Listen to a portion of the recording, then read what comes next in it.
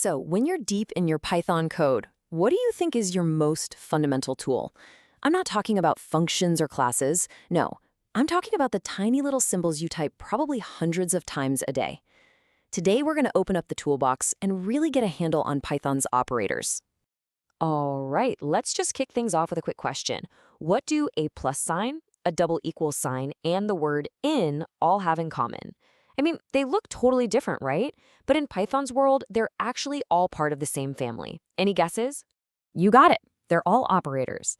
The best way to think about them is like the action words of your code. They're the special symbols and keywords that actually do stuff. They perform operations on your variables and values. Basically, they're the hammers, the screwdrivers, the wrenches in your programming toolbox. Okay, let's pop open that toolbox and start with the core stuff. These are the tools you're going to find in pretty much every single Python project, the absolute essentials. First up, we've got the arithmetic operators. You can just think of these as your calculators. Of course, you've got the basics, plus, minus, multiply, divide. But Python gives us some pretty cool specialized tools too, like floor division, the modulus for finding a remainder, and exponentiation for doing powers. Now, let's really dig into the difference between these division-style operators, because this is where it gets interesting. So if we divide 15 by 4 with a single slash, we get exactly what you'd expect, right? The precise decimal answer, 3.75. But if you use a double slash for floor division, it just chops off the decimal part, leaving you at 3. And then there's the percent sign. That's the modulus, which gives you the remainder. Think about it. 4 goes into 15 3 times, and what's left over? 3. That's your answer. Next up in our toolbox, we've got what I like to call the measuring tapes, the comparison operators. Their job is super simple. Compare two values and give you a straight, no-nonsense answer. And here's the key thing to remember. The result is always going to be one of two things, just true or false. That's it. So let's see it in action. If A is 13 and B is 33, we ask Python, is A less than B? Well, yeah, it is. So Python says true. How about, are they equal to each other? Nope, so we get false. And finally, are they not equal? Yep, that's true too. It's simple, it's direct, and this is how you start making real decisions in your code. Okay, so we're getting these true-false answers. But what if you need to combine them? Like, check if two different things are true at the same time. That's exactly where logical operators come in. These are the real decision makers.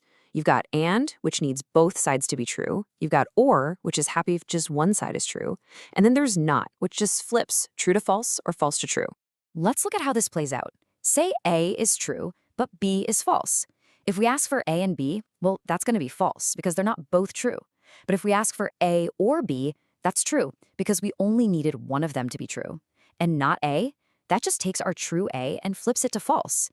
These three little words are the fundamental building blocks for pretty much all of your code's logic. All right, so we've got the basics down. Now it's time to dig into the power tools. These are the operators that are going to help you write code that's cleaner, more efficient, and honestly, just more professional. First up, assignment shortcuts. This is a real time saver. You know how you often need to update a variable based on its own value, like adding 5 to a counter? So instead of writing out x equals x plus 5, you can just use this nifty shortcut, x plus equals 5.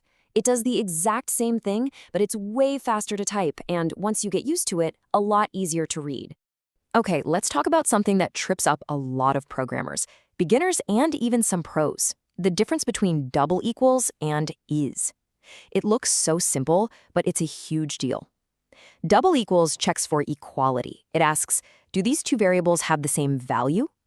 But is, on the other hand, checks for identity. It asks a much deeper question. Are these two variables pointing to the exact same object in the computer's memory? It's a subtle difference, but it is absolutely critical. This example right here makes it crystal clear. So, we create two separate lists, x and y. They have the exact same numbers inside, right? So when we check if x equals y, Python says true, of course. But they are two completely separate objects in memory. Think of them like identical twins. They look the same, but they're not the same person. That's why x is y is false. Now look what happens next. We set z equals x. Here, we're not making a copy. We're just getting that original x list a second name, z. Now they both point to the very same object, and that's why x is z is true. Ever need to quickly check if something is inside a list or some other collection? Well, that's what membership operators are for. The in keyword is your best friend here. It just gives you a fast true or false answer.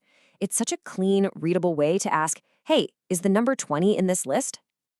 Okay, check this out. Here's a super common task. You need to assign a value to a variable based on some condition. The classic way to do it is with a full if-else block, right? This takes up 4 lines of code just to figure out which of 2 numbers is smaller. It works perfectly fine, but we can do so much better. And here is how we do it better. Meet the ternary operator. This little powerhouse lets you pack that entire if-else block into a single, beautiful line of code. You can practically read it like a sentence. The smallest is A if A is less than B, else it's B. It's compact, it's elegant, it's very Pythonic. Just a quick pro tip though. This is amazing for simple choices like this one, but if your logic gets any more complicated, a full if-else block is usually way easier for you and your teammates to read down the road. So now you've got this whole toolbox full of powerful operators. But what happens when you start stringing them together in one line? You've got to know the rules of the road. Think of this next part as the instruction manual for your entire operator toolbox. All right, pop quiz. What's the result of this expression right here? Just take a second and think about how you'd calculate that in your head. Now, if your brain works like most people's, you probably went left to right and got 900. Makes sense, right? But that's not what Python gets. Python's answer is 610. And no, that's not a bug. It's a fundamental rule, and understanding this rule is absolutely essential. So what is this rule? It's called operator precedence, and it's probably something you remember from math class, actually. Python has an order of operations. It just knows that multiplication has a higher priority, a higher precedence than addition. So it always does the multiplication first. That's why the 20 times 30 part gets calculated before the plus 10 is ever touched. Okay, but what happens when operators have the same level of precedence like multiplication and division do? Well, that's where associativity comes in. You can think of it as the tiebreaker rule. For most operators in Python, the direction is left to right. So in an expression like this one, Python starts on the left. It does 100 divided by 10 first, which is 10. Then it takes that result and multiplies it by 10, giving us a final answer of 100. All right, let's do a super quick recap of everything we've just covered. First, operators are the action words, the symbols that perform actions in your code. We've got our core tools for all the math, comparisons, and logic. Then we have those specialist tools like is and in for checking identity and membership.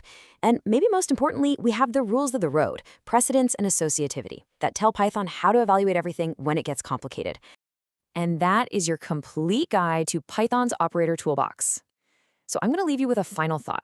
Now that you have all these tools at your fingertips, which operator do you think is going to be the most useful for the problems you want to solve? Which one are you excited to use to build something awesome? Thanks for joining me.